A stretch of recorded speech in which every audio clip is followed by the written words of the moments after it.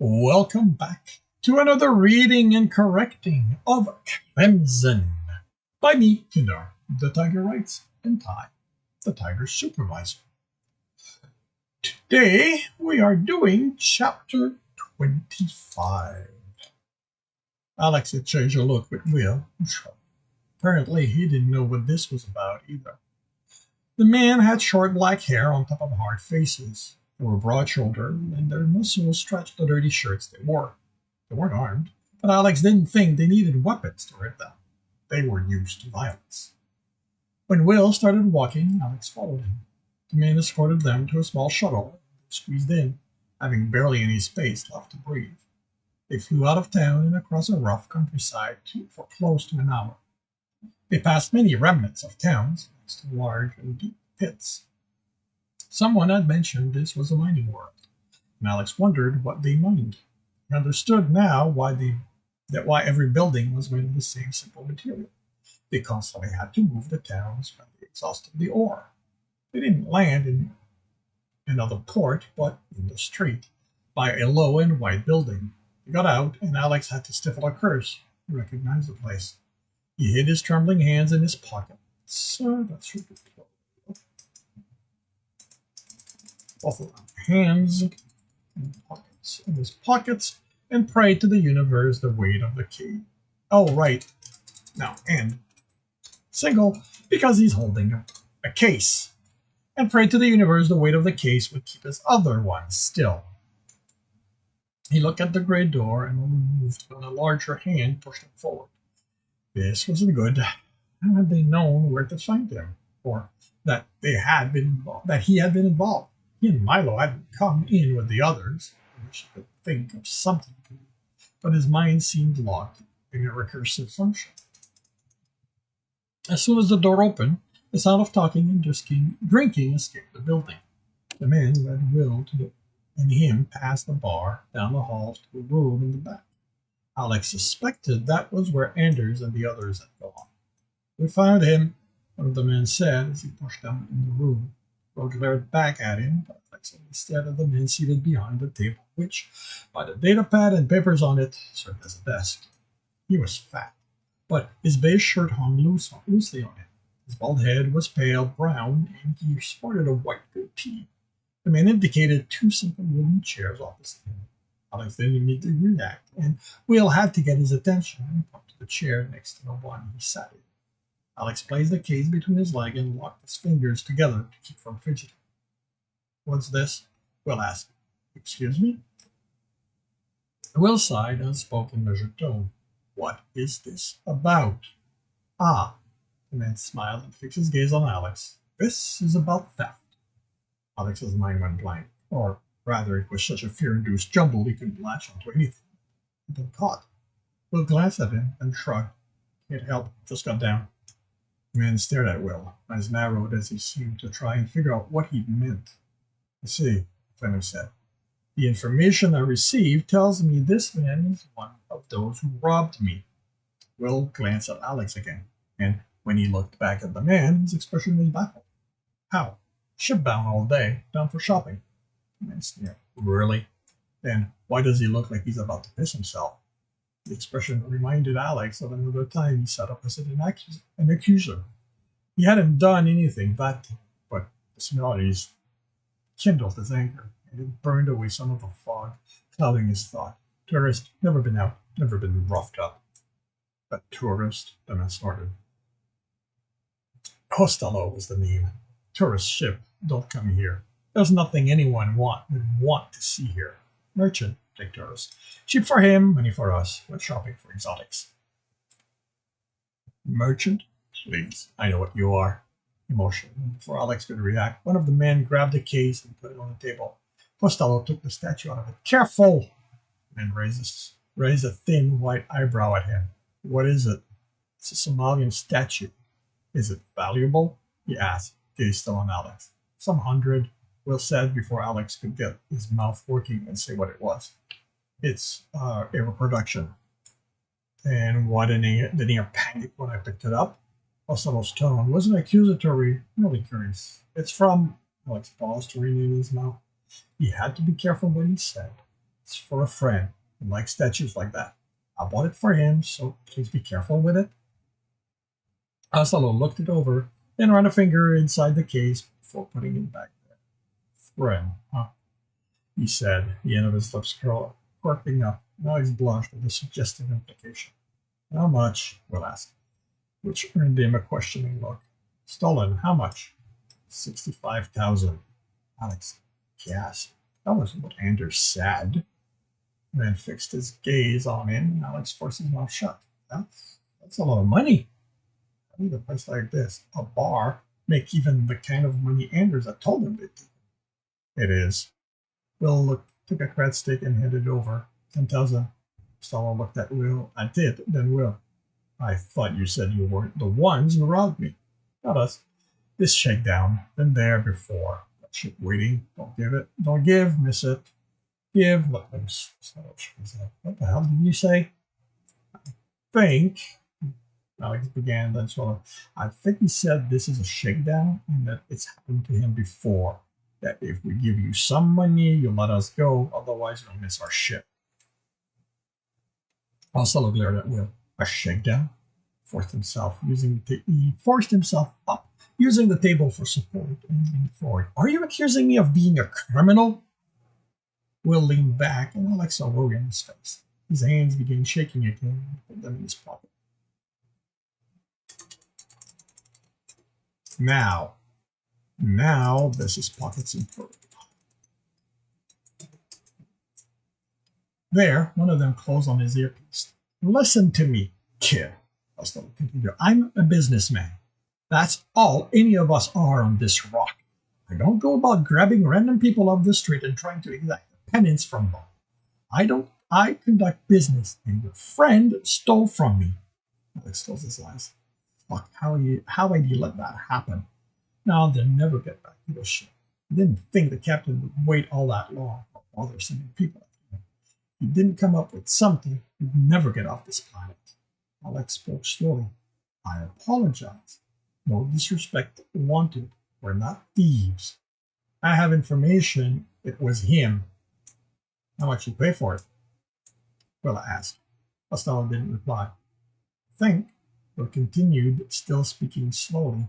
Someone sees us, sees we're from off planet, knows you have trouble, been robbed. He sells us to you and vanishes. He nodded to Alex. He looks like a tourist. I look dumb. What we do? You grab us. We can't prove not us, and you, well, trailed off with a shrug. You actually expect me to believe you've been set up? People like money. Easy money. Yes, they do.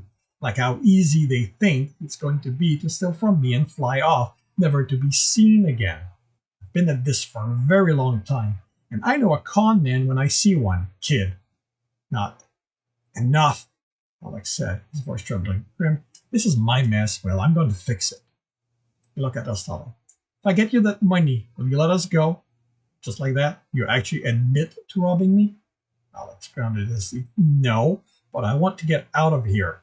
If I get you 65,000, you let us go. I don't think so. Even if you get me my money back, there's still a matter of making sure others don't get the idea they can steal from me and get away without repercussion. I'll double it. Everyone stared at him. You have that kind of money? Costello asked. Alex nodded. No, but if you get me the best computer you have, I'll get it for you. Is this some kind of trick? Alex chuckled. Do I look like I can trick anyone? I'm just a guy who got used, and now I can't help feeling like I'm being thrown away. You want something I can... You want something I can give you. I want out of here. It's simple. Alex managed a small smile. It's business, boss. One of them men said in the stretch, as the silence stretched. Costello raised a hand to quiet him. If you can do that, all right, I'll let both of you go. He wobbled around the table and led them to another room with only a chair, a table, and a computer on. Alex was pushed into the chair and turned the computer on. The computer on. It was a Tonica, at least a decade old. Not something Alex would use if he had any other options, but he would make this work. put the earpiece in, and under watchful eyes went. This this wasn't difficult. He made his way into the banking system often enough at Luminex, but he never gone after that kind of money before, and not without protection. If he got caught now, it would just be a question of time before his life ended. The banks didn't rely on the law to catch thieves. They paid mercenaries. They paid them well. Alex was in half a dozen banks under 5 minutes. He went after independent institutions since they had less influence and less money of their own, therefore couldn't afford the best to come after him if he screwed up. Among them, he located 50 accounts with the most money and divided 130,000 in transfer among them, each an amount no larger than a few hundred. After a few trials, he even managed to backdate them to a previous year, transferred them to a dozen temporary accounts, then from them to a dozen more. You could see that he should do more transfer like that to camouflage where the money went, but he didn't have it. Finally, he sent the money to a final account and added a small program to it. Typed in a bank account number as well as the password. The money's there. Transfer it to whatever account is yours. So, Costello sat and typed his eyes wide. You actually did it. Alex shrugged. This is impressive, I said as he typed. I'm curious as to how much money you could make me. You agreed to let us go, and then looked up from the screen, thinking that keeping you here would be a better investment. No, it wouldn't be. The man grinned as he finished typing. You could make me so much money I could. He typed a few keys. What just happened? Where's my money? Alex stretched. Told you I was used. Don't plan on letting that happen again. You're locked out of your account. I figure you transfer all of your main accounts so you don't have any money left. The little face turned red. Unlock it. I laughed. I'm not an idiot. I'll unlock it once we're back on the ship. Costello pointed to one of the two men. You make him unlock it. Alex forced himself not to move as the beefy man with a vicious grin came for him. You think you can torture me fast enough? How long can you keep going without liquidity? A business like yours probably can't ask for loans, so a week at most? I mean, how are you going to pay these two? The man stopped as he reached for Alex. Boss? He asked. Don't be an idiot. Of course I have money. Alex looked at the man and smiled. I'm thinking he has people more important than you two. He needs to pay first. He looked at Costello. We can be back on the ship under an hour. That's how fast you can get your money back. And how do I know you're not just going to keep it to yourself if I'll let you go? Alex stepped to the table. You're going to have to trust me. Can't last all that long under torture. Alex kept the fear from showing. Please, you hope so. Then try it. Test me. Let's find out if I can outlast your competitors. Alex heard Costello ground his teeth. If I don't have my money back in 2 hours, I'm coming for you. Don't think you can hide on that ship. If you force me, I will tear it apart. You'll get your money before that, I swear. Costello snorted derisively. Get out of here, and I better never see you again. Will grabbed Alex's arm and pulled him out, and kept pulling until they were well away from the bar. I need to sit down, Alex said, feeling his legs weakening. No, in shuttle. We stop, he worries. He takes us and hurts us. Got real lucky. Once at the port, Will ordered a shuttle and sat Alex down. He indicated where they'd come from. Ender's job? Alex nervously looked around. No one's around. No one around, Will said. He nodded. Who knew? Me, Milo, Ender, Zephyr, and Barbara. I don't know if any of them told anyone else. Stupid. Passenger. Why go? I didn't know it was a job. Ender just said he wanted me off the ship so I could relax. Don't trust Anders. Alex didn't reply. He'd wanted to believe Ender had gotten over whatever problem he had, but now he wasn't sure.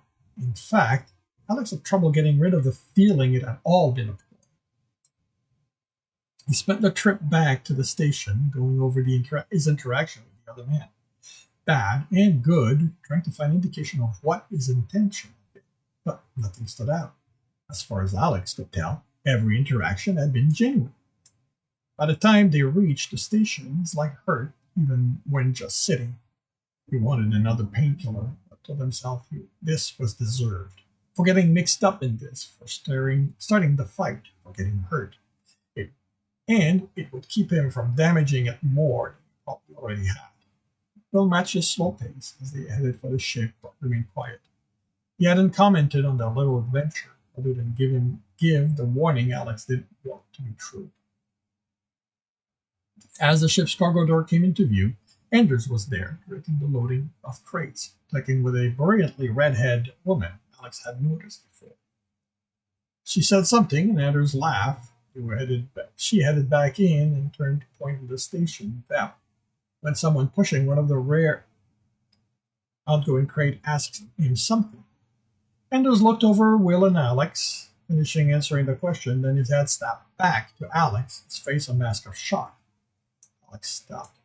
By the time he understood what it meant, the shock was replaced with a friendly smile, but it was too late.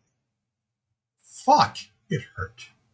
Alex had wanted them to be friends. He believed him when he said he wasn't angry anymore. Damn it, why did he keep getting betrayed like that? He started walking and kept each step, and with each step he buried the pain under anger. Call up the men to use him like that, to make him think they were friends. You son of a bitch, Alex growled. You told Ostello I was down there. Anders' smile intensifies. I don't know. Bullshit. His yell made those pushing crates detour further away to get to the ship. You set everything up. You got me down there. You got me to start the fight. What were you going to do? Convince me go down for another drink? Alex saw it in the man's eye. That moment, he went from considering denying it to not giving a damn. Anders threw his hands up. You know what? I was fed up with being nice to you anyway. I can't believe I had to give you and Milo an even share of the job, grunted Alex. I tried bringing you into line.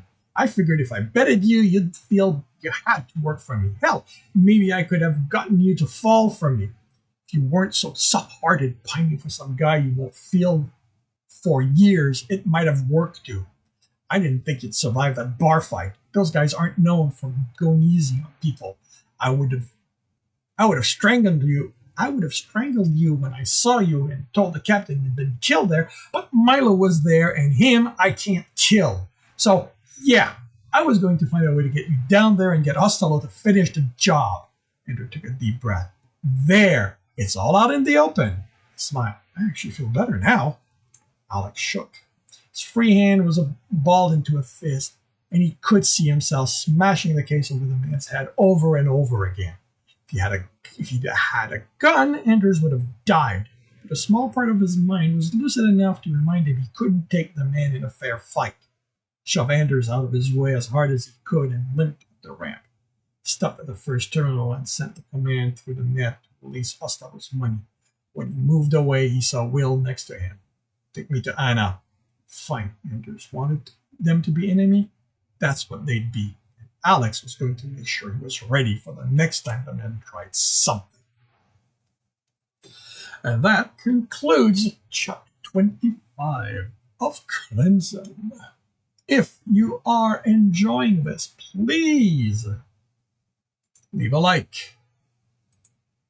If you want to know when the next one is going to be posted, subscribe and hit the bell. If you want to read the whole story, the rest of the story, as well as the other books in the series, you can get the book on any major e-retailer. If you want to support me, you can do that on Patreon and get access to basically everything I've written, depending on the level. It also includes all my published books. And if you want to watch me do these live, it's every Tuesday morning, 8 a.m. Eastern Time. And I write the rest of the week on the same schedule. And with that, I shall wish you a good day.